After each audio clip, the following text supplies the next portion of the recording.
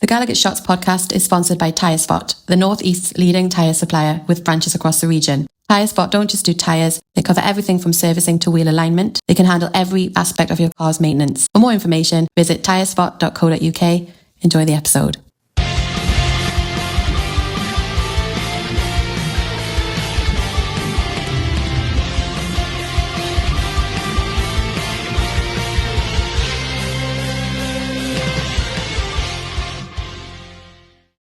Ari, and welcome back to your Gallagher Shots match preview, where this time we turn our attention to our first trip to the Hill Dickinson Stadium to face an Everton side who are 11th in the table on 18 points, but they are coming back off the back of a pretty good win at Old Trafford against Man United. It's a Saturday 5:30 kickoff. I'm your host, Joe, and joined with me today are Kris, and making his return to the match previews, I am delighted to welcome back Scott to the channel. Great to have you back, mate. Good to be back. Good to not be hosting. Yeah, you can take it easy. Take a little bit of a backseat. I've got this. Right. I think, not a literal backseat. Get back up. Right. I think we'd better start.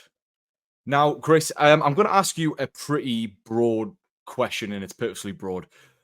Now, we're coming off the back of two very contrasting fixtures, I think it's fair to say. We had a great win against Man City, and we've just followed it up with a really, really frustrating defeat against Marseille. I suppose the question I've got is, which of those two fixtures do you put most weight on in terms of your confidence levels going into this game? Which of those two do you think bears the most weight to take into it? Oh, that is a difficult question, Joseph. Jesus. What happened? That's all we know.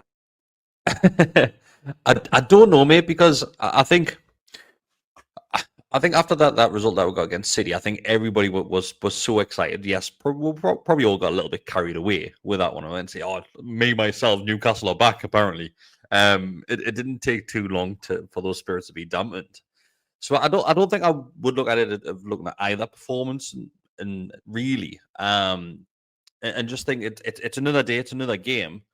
And I just think so far this season we're used to Newcastle not having any sort of rhythm or flow whatsoever. It seems like one game will put in a decent performance and not get the result.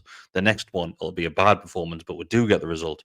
Or Manchester City, you get both. You get the result and the performance. Yeah. It's so hit and miss this season. So I don't know. I don't think I would look at either result and use that as some sort of litmus test going into the next game. It's a new challenge. It's a Premier League away game. We won't know exactly how we've been so far this season with those sort of fixtures. Yeah, Scott. I mean, same question to you, mate. It's different. It's weird because, strangely enough, the Champions League has been the one that's been almost bread and butter compared to the Premier League this season, but in this instance they've kind of switched. How with the Marseille defeat, are you taking a lot from that in terms of, I suppose, how the lads are going to feel going into Saturday? Do you think that there's going to be a bit of a hangover? There's always a risk of that when you have these midweek games, but as we've just said there, we are also coming off the back of beating City in putting in a hell of a performance. So yeah, I think the performance at Man City probably affected the performance at Marseille. We were backs to the wall for a lot of that Man City game, and towards the end especially. And you could tell by 20 minutes into that Marseille game that some of those players were blown already. So I think in terms of how the players are going to feel, it's going to be a tough one. You almost didn't want that Marseille game to happen because we were starting to get, a bit of momentum in the league. Just beating City's massive for any team, really. And then you go to Everton, you'll be brimming with confidence, but then they probably would have come crashing down. But you hope they would have actually used it as an opportunity to take a look at themselves and be like, right, what's going on with this away form? Why are we so consistently poor? We're throwing away 1-0 leads, and how do we turn this around? And you'd hope, Bruno was forming last night. You could tell in his interview, you could tell when he was on the pitch. hopefully, as the captain, he steps up in that dressing room last night and kind of just gives everyone a good, what the hell he is playing at? What are we doing? Why? I mean, himself included. Let's not I just think he needs to look at himself as well. Right. Yeah. Take a look in the mirror on that. But I think they have to just put it behind them. And like Eddie Howe says, take each game as it comes and treat it as another chance to prove themselves. Not that they should really be doing that, but they should really be just going into this thing. And while it's Everton, they're a different side of last season, but we should be able to get a result if we play like we did against Man City. Well, it's a good point, and I think the thing that is going to make the most difference, I would argue, are the fullbacks. Them both being back, it's what really gave us the balance to beat City, and we obviously missed Hall in that first half against Marseille. Definitely, I do feel like they could be the difference, Kris, in terms of allowing our wingers to have more support, having more overlaps, that term overlap that we love, having a bit more support for the guys in midfield as well. So, to me, that's what's given me confidence going into this match, is thinking if Hall and Tino are both going to be fit and available to start, we could see an away performance with the kind of intensity that we're used to seeing at home. Yeah, I think that just to touch on what Scott mentioned, I think that Marseille game came at such a bad time for with two players just returned to the team in regards to Tino and Hall. Then obviously you're having to make changes with the likes of striker up top, Voldemort. He's playing too many games. It's just not sustainable to keep on throwing him out and hoping for the best. And you could understand why there was a few rotations in the squad. And I agree with everything Scott said. That it just came at a bad moment. I think if let's say it was a couple of games time, you would expect Hall to come out and play every single game as he did last season until obviously the injury came in.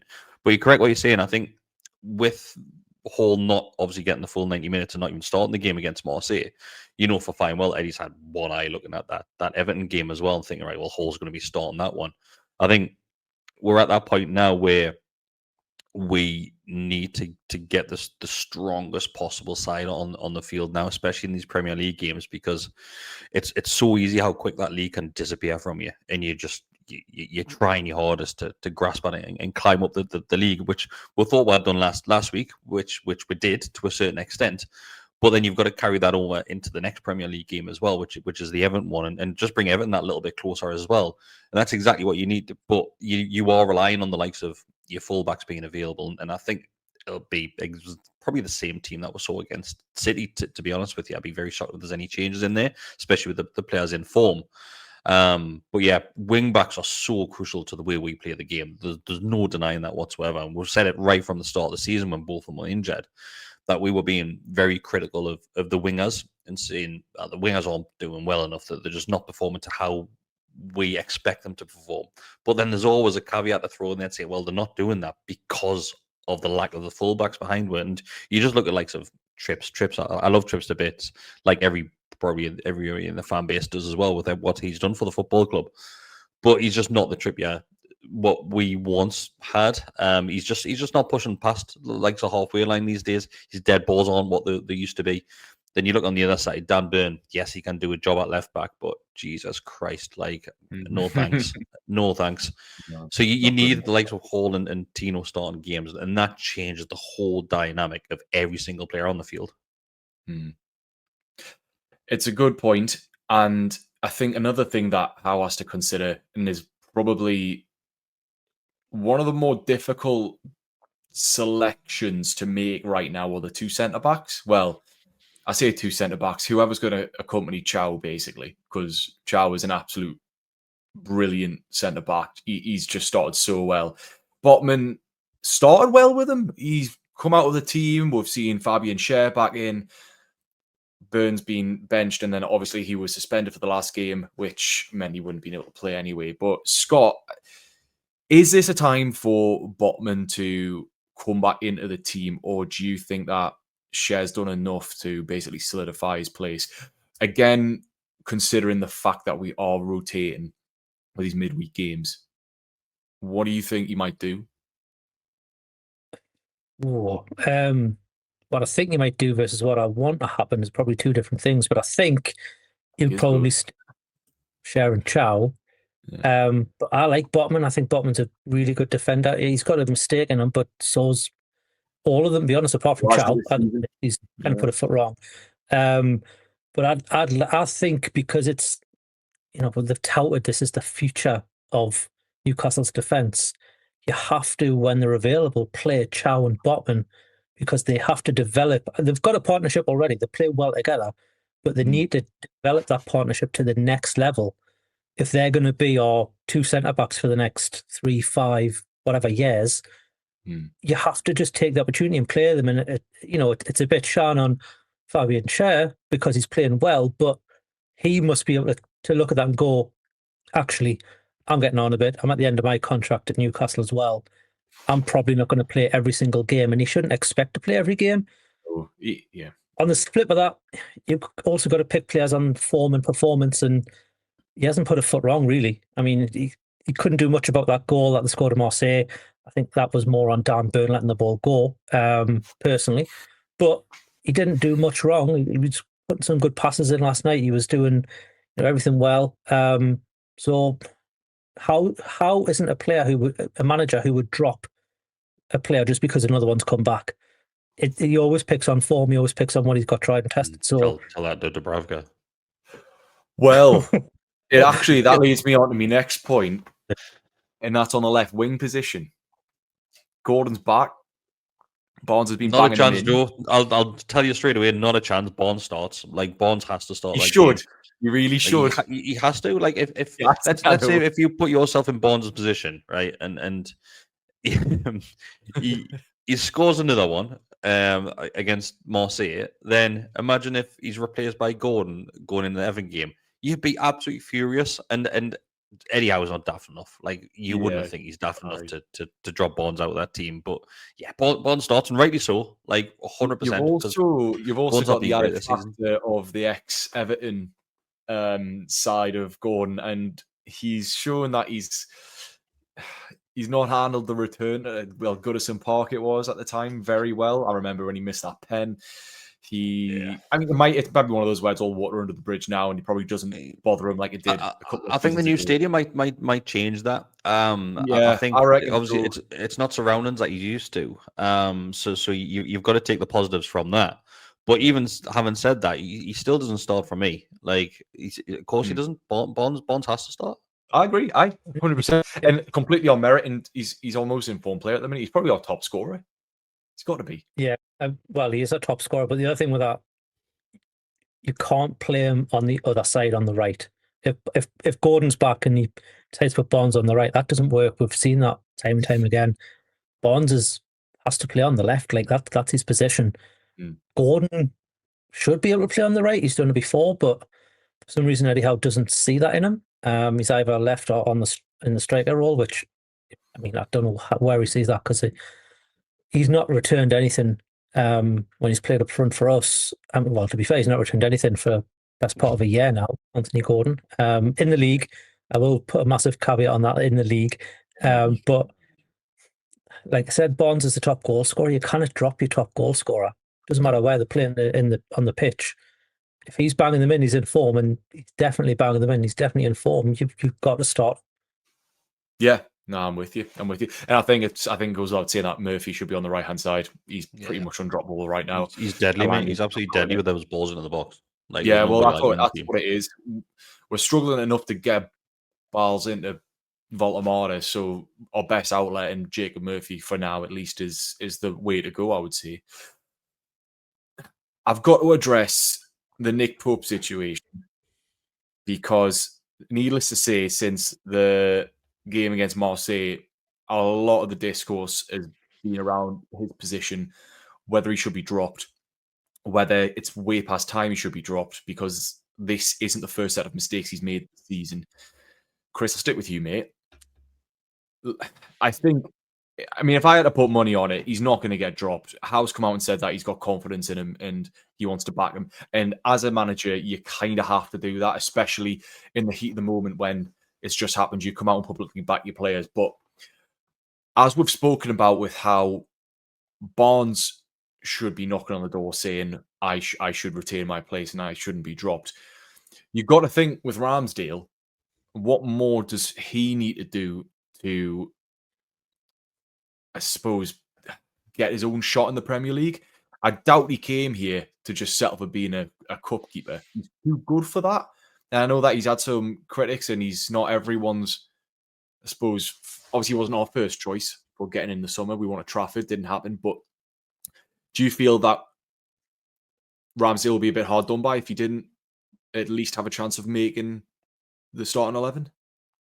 And I think that the jury's been out with Paul for a little while now. I don't think this is a new thing. Yes, I think we've seen it a bit more vocalized across social media since last night, because let's not forget he did the exact same thing against Manchester City as well, and he got away with that one. And he got a lot of plaudits from that, saying, he's done really well to close the shot down. Yeah, but if I had gone the other way, then everybody's kicking off for him doing that. So it's it can go either one or two ways, and it could have done that Marseille as well. Like if he had got to that ball and carried, you'd be like, he's done well. But he's making decisions which are unbelievably questionable, and I'm using the word questionable at best, because some of his decision making, and that's not even just over the last week. This is the last handful of games now. You look at the West Ham game, 1-0 up. You probably argue that that's down to Pope, but that they equalised. Then you look at the Brentford game, exact same scenario. Newcastle 1-0 up. Then a Nick Pope error leads them to score. Then you look at Marseille, exact same situation. How many times are we going to put ourselves in this situation before Eddie Howe makes the change? And yes, I completely agree, and I think it's admirable that he comes out after the game when he's questioned and says, well, I'm going to stick by him. Like, he keeps us in games, which he has done. But that's your goalkeeper's job at the end of the day, is to keep you in games. That's literally what his purpose is, to shot stops going into the back of the net. Mm-hmm. And let's look at the striker position. Let's say if you've got a striker that isn't firing, okay, that's missing to opportunities and letting the team down. If you've got another striker, let's say Wissa was fit and Voldemort is just getting opportunities, not scoring them. What do you think Eddie Howe is going to do in that moment? Voldemort is going to be out the team and Wissa's going to be in it. Why is it not the same situation when it's a goalkeeper? When your goalkeeper is letting the team down, and he's not the only one. I'm not sticking all this in Nick Pope's door, because there's a handful of them in there that just on doing and pulling the weight at the moment. But it's a tough decision, but everybody's questioning Eddie Howe at this point, saying, why has it not happened yet? Why have you let this happen so many times? Why are you going to continue into the next game and risk that it might happen? Because I said this last night, and I didn't put it as nicely as I'm going to put right now. But Nick Pope looks absolutely shell-shocked at the moment. Every time the camera pans to him, it looks like he saw a ghost. Honestly, he looks like a deer in the headlights every single time. And if people haven't picked up on it yet, if he does start against Everton, just wait till he does something. Even if it's something decent, where he collects a ball from a corner or something. When the camera pans to him, he has shot his pants, and he constantly is doing it. I don't think he's got the confidence in himself at the moment, and that's probably because of the mistakes that he knows that he's been making as well. And yes, the fans are going to get on his back when it's in, like the St. James's Park. You'll hear the audible groans in the ground. But that's because you're making mistakes. That's costing us to concede goals. Like, it's going to happen. So that's down to Eddie Howe to take him out the firing line. I'll tell you what it is. I think Pope will keep his place, but I will be absolutely amazed if he does anything like he has done, coming out the box trying to be a sweeper keeper. I think that's the last we're going to see of it. And to be fair, I did see the same thing when he got the red card against tie him to the posts, man. Like, stop oil. We'll have to cable tie him to the post there as well, just so he doesn't run out of his box. I want the Evertonians are used to it. They probably got cable ties kicking about in the kit bags and all sorts. So yeah, probably just need to do that.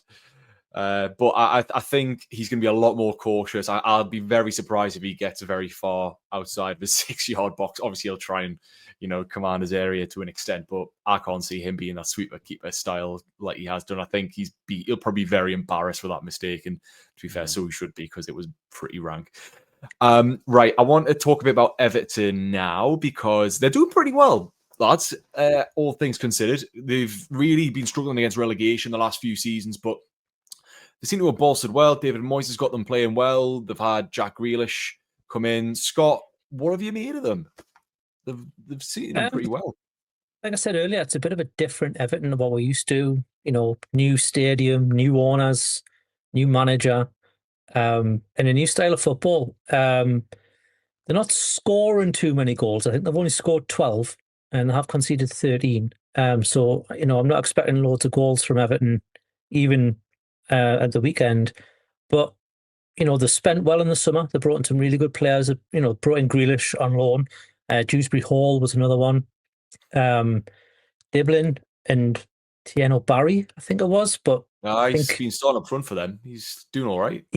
But the problem with Everton, they've kind of got the same problem with us, is they've got one striker who's in form, and although our striker's injured, the other two they've got, is it, who was the other one? It was, I can't remember his name now, but it's, they've got Beto. Barry in his front, Beto, that was it.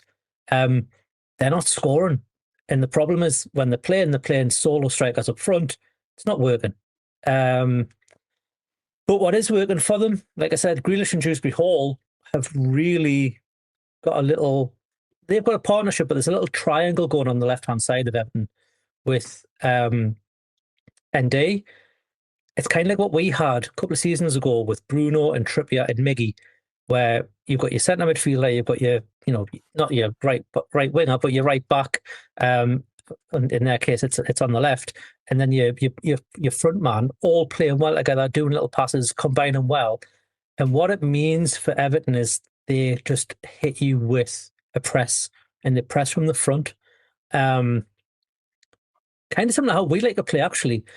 But the big thing for me, they don't have that much possession. So, they're averaging around 44% possession for the season so far. We're not ones that like possession either. So I'm not quite sure how this game's going to go. Just leave the ball on the halfway line. Just nobody touch it. Hey, well, after our kickoffs against Marseille, I'm scared for us doing anything like that. Just leave the ball. Just give them both kickoffs. I don't care. Or just do what we did at the start of the season. Just boot it into the corner like rugby.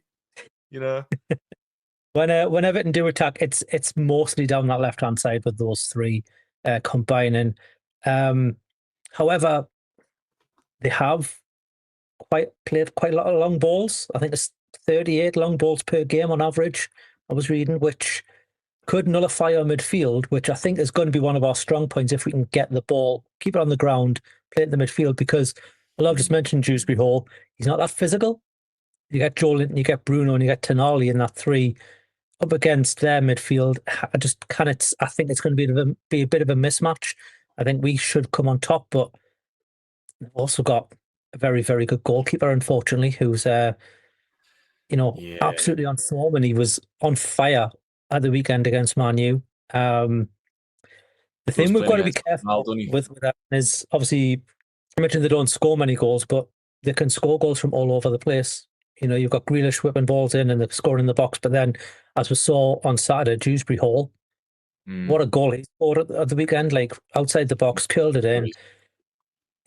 We cannot be letting them bring the ball to us. We've got to go and press them throughout the entire pitch, because they're going to do that to us up front as well. I think the one bit of positivity we can't take is that Idrissa Gueye, he's suspended for this after he slapped up his own teammate against at Old Trafford. So, we won't be seeing him on Saturday at least. Just good. What I was surprised at that? I thought the last time that had happened was Dyer and Boyer, but it actually happened in 2008. Ricardo Fuller. I don't know what team he was playing for, but he got sent off for fighting a teammate. So I was looking up when the last time. Well, it was maybe in Stoke. But yeah, I thought it was Dyer and Boyer, but it seems to be a common theme. It wasn't quite as scrappy as Dyer and Boyer. That was fun. Well, then again, I thought Malik Chow was going to braid Nick Pope against Marseille, mind. I mean, I would have taken that, to be fair. I think half the away end probably would have if they could. We love you, Nick, but Christ, just stay in your 12-yard box. Like, just don't go to the 18. Just go to stay 12. Just stay where you are. Please. Stay in the house. Just stay in the house. Stay in the house. Just give Ramsdale a shot. Oh, Get Ruddy on the bench. Anyway, right. Let's move on because we have got Ref Watch to come next. Dasmo's given us a pre-recorded one, so take it away, Dasmo. Hi everyone, welcome to Ref Watch for the game against Everton on Saturday tea time. Referee for the game will be Craig Pawson, his third Newcastle United game of the season after the 0-0 draw against Aston Villa on match day 1 and the 2-1 loss at Brighton on match day 8. We saw him very recently with the VAR for last weekend's big win against Man City at St James's, and this will be his 8th Premier League game of the season. He's assisted on VAR on Saturday by Darren England, who was previously VAR for our 2-1 defeat at home to Arsenal on match day 6, and it's his 8th VAR appointment of the season. All right, and we're back. So before we get on to the scores, just quick plugs here. Want to ask if you made it here already and you haven't subscribed, please do because it's free. Or if you want to pay $2.99 for a membership, you get early access to videos like this and more content as well. And we are really active on our socials right now. Instagram's absolutely popping at Gallagher_shots. Please make sure to follow us there if you haven't already. We've got plenty going on. Right, scores. Kris, mate, I'm going to start with you because obviously you're going to the game, and I want to know: is that swaying your prediction at all, or are you just thinking? What are you thinking? Tell me. Tell me. I don't know. Like, I really don't know with this Newcastle United side. Like, I think. How many times have I said so far this season that we need a reaction? Like, I'm sick of saying it. I know, right? Like, I'm sick of saying we need a reaction. Honestly, if you keep saying it, eventually it's got to happen. We can't keep. I'm not so sure. Like this, can it? I'm not so sure. Do you know what it is? I think the fact that I'm going, like, I want to be really optimistic about this and think, right. The thing is, right, the thing that I'm going to start arguing with myself now.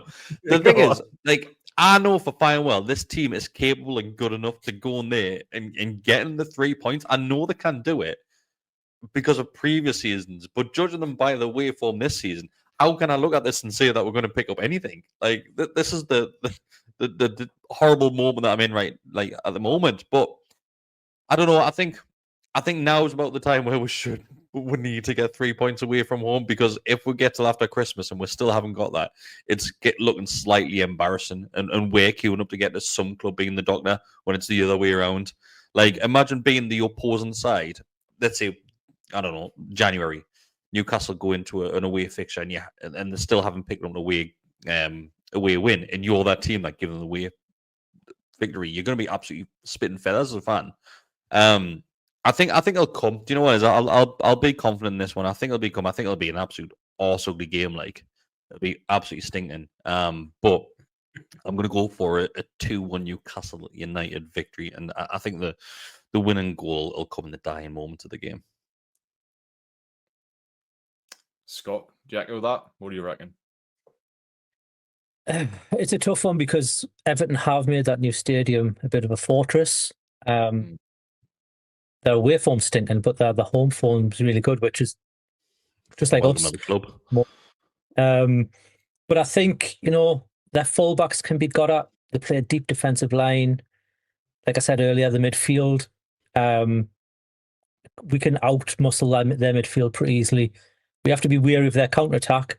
But I think we've got It sounds like Marseille all over again, if I'm being honest. I know, doesn't it? Hopefully we don't play 5 at the back against Everton. If we can get over the voodoo of the away form, that must be playing in the players' minds. I think we can come away with a 3-1 win. Oh, I love that. Mate, bold. Being bold, but I respect it.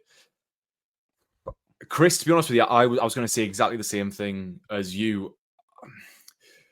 I feel like we've got to win eventually away from home. We can't go a whole season not winning. And for me, the only reason I'm feeling confident is because we've got the fullbacks, and they do change the way that we play. we didn't play with them, and we played a different formation against Marseille, and it was an away game that was obviously completely different country, long travel and everything. It's a different kettle of fish to go into Merseyside and playing a Premier League team. I just feel that against Man City, we had them glimpses of, not just glimpses, it was back in abundance, what makes a good Eddie Howe side, that physicality, that intensity, the pressing, and we had options. We had options in various bits of spaces on the pitch that we just haven't seen in a long time. And I feel like if we can replicate that, which there's no reason that we really shouldn't, despite the only thing you could argue is maybe fatigue, that we're fatigued against Marseille and that it's another away day. But the lads have got a bit of time to prepare, so I'm gonna be confident. I'm just gonna say I reckon 2-1. I reckon 2-1, and it's not gonna be a pretty game, but we're gonna create enough chances, and our defense is just gonna help us see it through. So, yeah, fingers crossed. I'll say Voltemada gets one, and Murphy, go Murphy, because I love Barnes has that. had enough. We've predicted 3 victories, and we haven't had a single one all fucking season. Broken clock is right twice a day. If you just keep saying it, eventually it's going to happen. Like Candyman. Right. Well, I think on that audacity, we're going to leave it there. Let us know what you think in the comments. Give us your predictions, because are we just being absolutely daft? I know we are, but you've got to stay positive. Otherwise, what's the point? Let us know what you think. Do you think we've got a chance against Everton? Because I really do. And I think we're going to do it. So let's see what happens. But thanks everyone for tuning in, and thanks Kris and Scott for joining me on this one. I have been your host, Joe. This has been your Gallagher Shot match preview, and we will see you in the next one. Take care. Ta-ra.